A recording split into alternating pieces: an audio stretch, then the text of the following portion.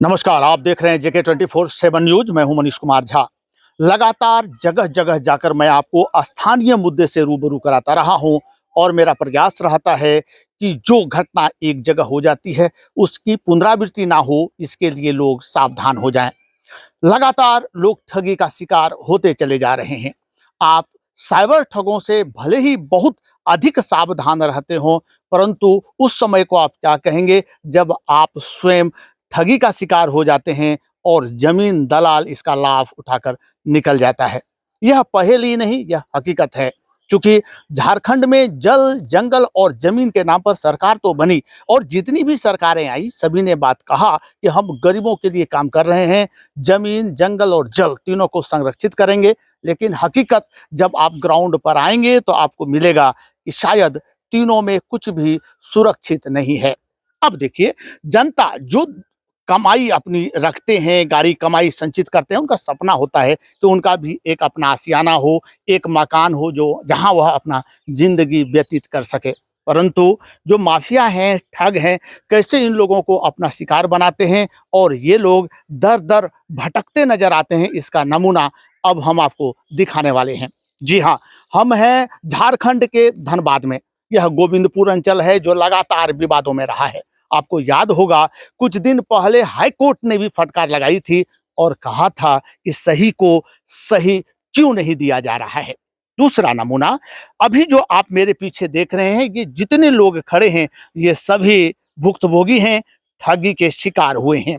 बताया जा रहा है कुछ देर पहले जब मैंने इन लोगों से बात किया तो ये लोग बताए कि इन्हें जगह कहीं और दिखाई गई, पेपर पर किसी और का नाम है, जबकि धरातल पर यह किसी और की संपत्ति है, जिसके कारण ये हवा में रह गए। ना तो वहां पोजीशन ले पाए, ना यहाँ इन्हें घर बनाने दिया जा रहा है।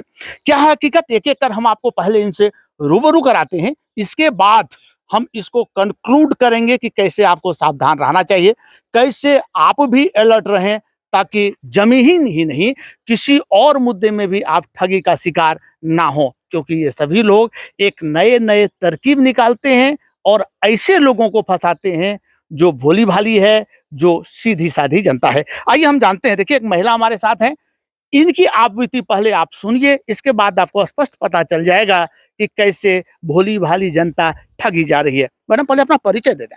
मैं राखी देवी गोविंदपुर से। जी, आप बताएं कि क्या घटना रहा है आपको, ताकि हाँ। और भी लोग इसमें ना फंसे और आपको भी न्याय मिले। जी सर, हम मानिकरूज से 2020 में ये जमीन लिए हैं। ये मानिक रूज कौन है? मानिकरूज विलेज रोड में रहता है, जमीन का दलाल है। जी। उससे जमीन हम 2020 में लिए हैं और वो जमीन हमको दूसरा का दिखा के दूसरा का जमीन में खुद ही बाउंड्री भी करवा दिया। जब ये हम बोले, जब इसमें माटी डलवाने के लिए आए हम, तो बावरी जिसका जमीन है वो हमको रोकने के लिए आया कि जमीन तो आपका है नहीं, आपको कैसे घर बनाने देंगे। फिर हम इस बात को मानिकरूज के पास रखे कि ये जमीन जो आप दिए हैं हमको, तो आप ये जो जमीन दिए हैं उस पे तो घर बनाने दे रहे हैं, तो क्या बात है आप बताइए। तो बोलता नहीं, ये तो मेरा ही है। फिर दूसरा दिन भी हम जमीन पे थोड़ा बहुत काम किए, फिर दूसरा दिन भी बावरी लोग मुझे रोकने आया।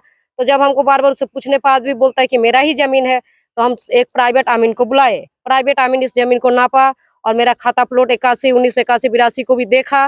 देखने के बाद बोलता है कि ये 19, 81, 82 आपका प्लॉट तो है नहीं, ये बावरी का ही जमीन है। आप अपना 81, 82 को देख लीजिए, हम आपको दिखा देते हैं।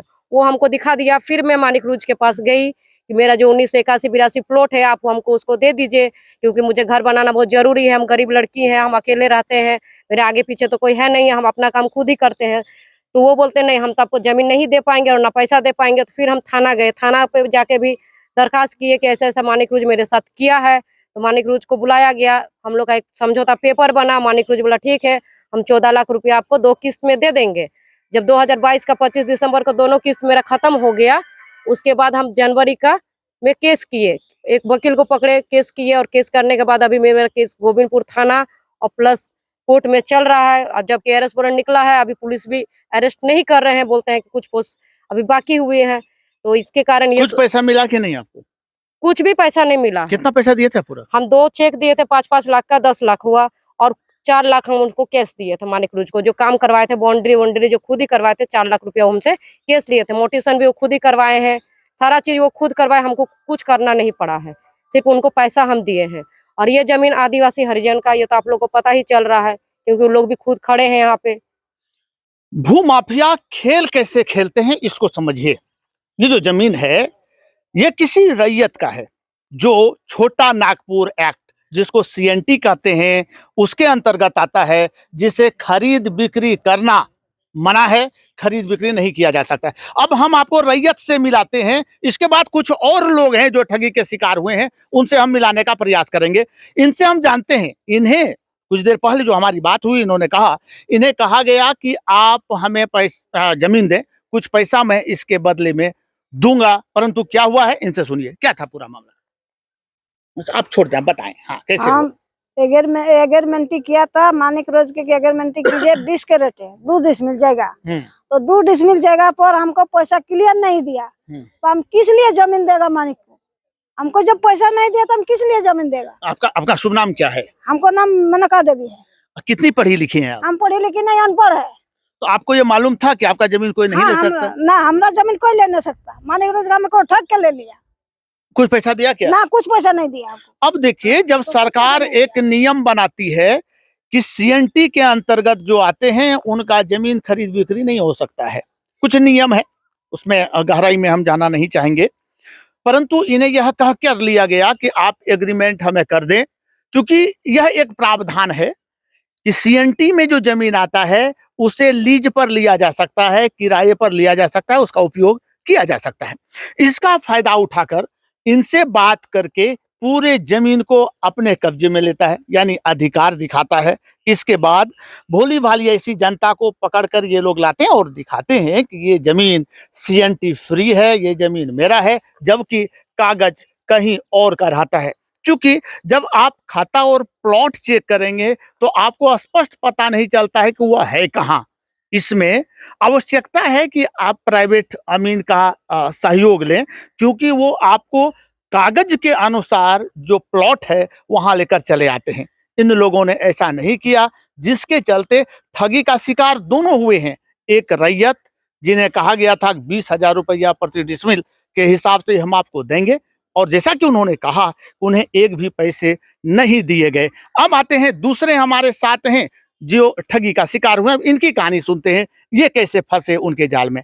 जी मैडम, पहले अपना परिचय दे दें। सुमा दे जी, कैसे फंसे आप? तो यही ऐसे हम लोग जमीन लेने खोजे तो गए मानिक रोज के पास, तो वहाँ गए तो उनसे हम डायरेक्ट मिले, और उनसे ही यही वाला इसका पीछे है जमीन, वो दिखा के हमको हम 3 डिसमिल लिए। कितना पैसा दिए उसको? 5 लाख दिए। इसके बाद का कहानी बताएं, कैसे आपको पता चला कि आप ठगी? पता चला, ये भैया जो है, भैया जब घर बनाने लगे तो उसमें झमेला हुआ, पूरा मारपीट हुआ, रोक लगा दिया कि बनाने नहीं देंगे, बाकी लोग बोला कि नहीं बनाने देंगे। तो फिर आप उसी के पास गए क्या? नहीं, उनके पास तो गए बाद में, इनका बगल में है, तो ये हम लोग को फोन करके बताए, तो फिर आए, तो फिर उरुज से गए हम लोग वहाँ मानिक रोज के पास, तो उनको जाके बोले कि ऐसा बात है, वहाँ झमेला हो रहा है, हम लोग कैसे घर बनाएंगे? तो बोला हाँ, वो लोग बारी लोग से कुछ पैसा हमसे पाएगा, हम उसको दे देंगे, उसके बाद आप लोग बनाइएगा। तो इसी से बोलते बोलते टाइम देते देते इतना दिन में देखिए अभी तक वो अब तो 7 महीना का एग्रीमेंट किया है कि आप लोग को पैसा हम रिटर्न दे देंगे। हम लोग बोले जाके कि जमीन नहीं लेंगे, हम लोग को पैसा दे दीजिए। तो 7 महीना का एग्रीमेंट किया हुआ है। अब देखिए जो रजिस्ट्री हुआ था, पेपर जो आपको दिया गया, आज तक आपको पता चला कि वो असल प्लॉट कहाँ है? नहीं, अभी तो पता नहीं चला। अब और मिलते हैं। देखिए, एक पढ़े लिखे हैं, इनसे जानते हैं, ये तो महिला थी जो बता पाई। अब इनसे हम जानने का प्रयास करते हैं कि पूरा खेल क्या था। आप सर अपना अनुभव बताएं, क्या था पूरा खेल? कुमार दे मेरा नाम है जी। सर, असल प्लॉट जो है हम लोग को पता चला कि वो पीछे तरफ है, उधर जी, यहाँ नहीं है कोई। जो हम लोग को जो जमीन दिया गया वो सारा सीएनटी का ही जमीन है। ठीक है, ठीक है। पता हम लोग को बाद में चला। जो पेपर पर लिख के दिया उसकी क्या स्थिति है अभी? पेपर पर लिख दिया वो तो सर सेन का जमीन दिखा के दिया है, पीछे वाला जमीन 1981 का 750 खाता नंबर है, 1981 प्लॉट। तो वो जमीन तो यहाँ नहीं है सर। उसको हम लोग जाके बोले कि जो ये जमीन नहीं है यहाँ, आप हम लोग को फंसा दिए, हम लोग कितना मुश्किल से लिए जमीन, आप ऐसा क्यों किए हम लोग के साथ? तो बोला कि नहीं, आप लोग चिंता मत कीजिए, उसी जमीन पर आप लोग का घर बनेगा और हम खड़ा होकर बनवाएंगे।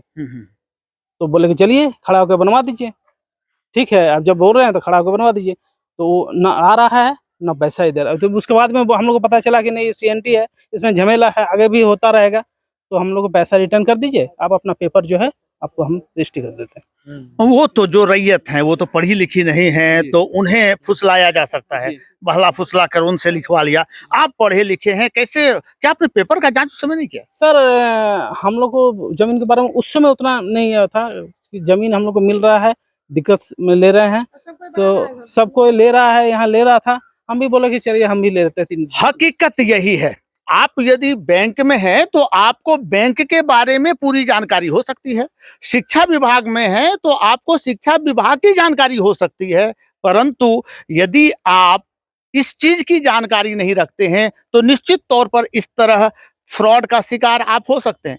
क्योंकि जमीन का जो मामला है यह सबके समझ के बस की बात नहीं है। खाता खसरा ये सभी चीजों का जांच करना अत्यंत आवश्यक होता है। यहाँ और हजारीबाग में पहले भी मैंने आपको दिखाया था कि कोई ऐसा जिला नहीं है जहां ऐसे माफियाओं का नजर नहीं है और भोली भाली जनता को ये लोग नहीं ठगते हैं। ये तो हुई आम जनता की बात। अब हम चलते हैं प्रशासनिक तैयारी क्या रही है। सरकार कहती है कि जो भी जमीन है उसका एक खाता है और जब कोई क्लाइंट उसे खरीदते हैं तो उसके खाता से काटकर और जो खरीदार हैं उनके खाता में जोड़ दिया जाता है। यह प्रावधान रहा है। अब सबसे बड़ा प्रश्न है कि एक ही जमीन को 2 व्यक्ति के खाते में कैसे जोड़ा गया। नंबर 2, यदि ये सीएनटी का जमीन है तो इसका खरीद बिक्री हुआ कैसे। क्योंकि जहां ये लोग पोजीशन ले रहे हैं, जो कागज दिखाया जा रहा है इन्हें, क्योंकि रजिस्ट्री कहीं और का किया गया और पोजीशन कहीं और दिया गया। मान लिया कि यहाँ इनकी गलती हुई, इन्होंने पोजीशन गलत लिया, परंतु पेपर तो सही है। जो जमीन है ही नहीं धरातल पर, जिसकी बिक्री पहले ही हो चुकी है, वह किसी और को कैसे दिया जा सकता है। तो गोविंदपुर का अंचल कार्यालय लगातार विवादों में रहा है। चाहे अंचल अधिकारी कोई भी हो, जो भी यहाँ आए हैं, उनका सीधा सा एक मकसद रहा है कि पैसे कमाओ और यहाँ से निकल जाओ। क्योंकि कंगालों का मामला आपको याद होगा, मैंने उसे प्राथमिकता के साथ उठाया था। सरकारी जमीन की लूट हो रही थी, अंततः हम लोगों की बात सुनी गई और वहां सरकारी बोर्ड लगा। अब यह देखना होगा कि चूंकि ये लोग केस कर चुके हैं, ये लोग परेशान हैं, अपना कमाई उन्हें दे चुके हैं और उससे केस भी लड़ रहे हैं। ऐसे में सरकार क्या प्रावधान करती है ताकि ऐसे लोग ठगी के शिकार ना हो। आप जहां भी हैं, आप ये समझ लें कि अपना गाढ़ी कमाई निकालने से पहले उसका जांच अच्छी तरह से कर लें। उनके जो जानकार हैं उनसे सलाह ले लें। इसके बाद ही ऐसी चीजों में आप अपना कदम बढ़ाएं। रहें सुरक्षित। फिलहाल कार्तिक गोस्वामी के साथ मुझे दीजिए अनुमति। नमस्कार। अपने आसपास से लेकर देश दुनिया के प्रमुख समाचारों के लिए सब्सक्राइब करें न्यूज़ 69 भारत। हमेशा आपके साथ, सच के साथ, सच पर बात।